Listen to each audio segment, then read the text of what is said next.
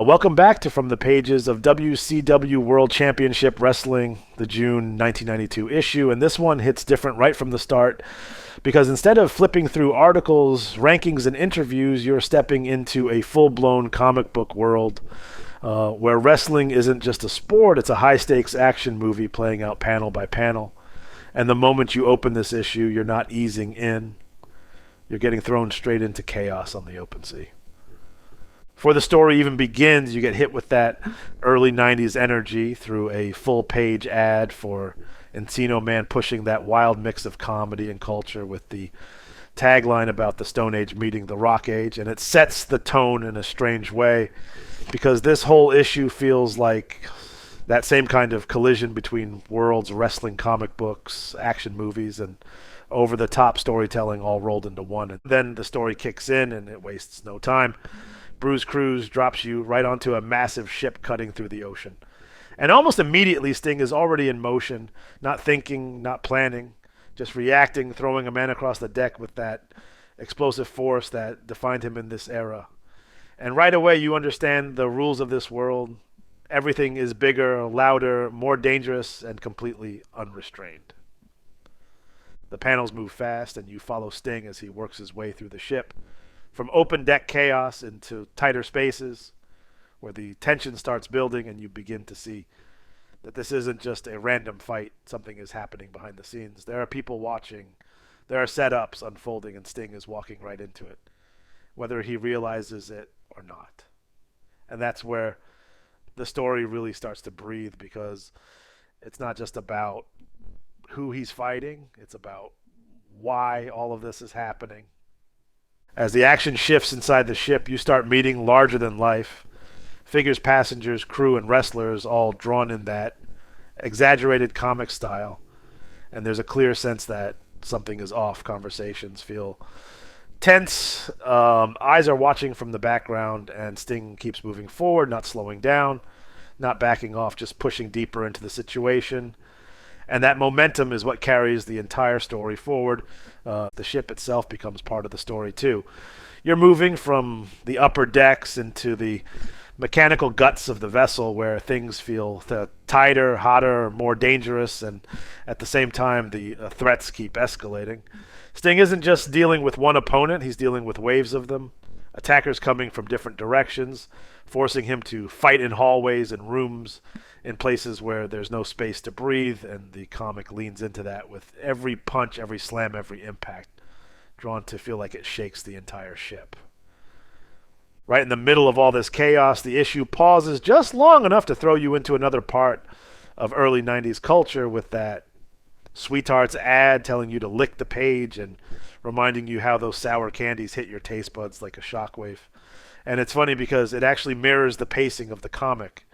You're going from action to interruption and right back into action again, just like flipping channels back then when everything was fast, loud, and constantly competing for your attention. Back in the story, the danger escalates as you see what's happening at the command level. The bridge scenes show the crew reacting to whatever is unfolding across the ship, and there's a sense that control is slipping away. Nobody really has a handle on what's happening, and Sting is still right in the middle of it, pushing through every obstacle, like he's the only one capable of stopping whatever this is turning into. The fights get more intense as the comic moves forward. You see Sting taking on bigger opponents, stronger opponents, guys who can actually push him back for a moment, and the environments keep changing. 1 second it's a hallway, the next it's an engine room, then a stairwell, then back out onto the deck, and every setting adds a new layer of danger, metal surfaces, tight corners, open drops. Everything is working against him, and he's still finding ways to fight through it. And then the ads hit again, and they feel like time capsules now.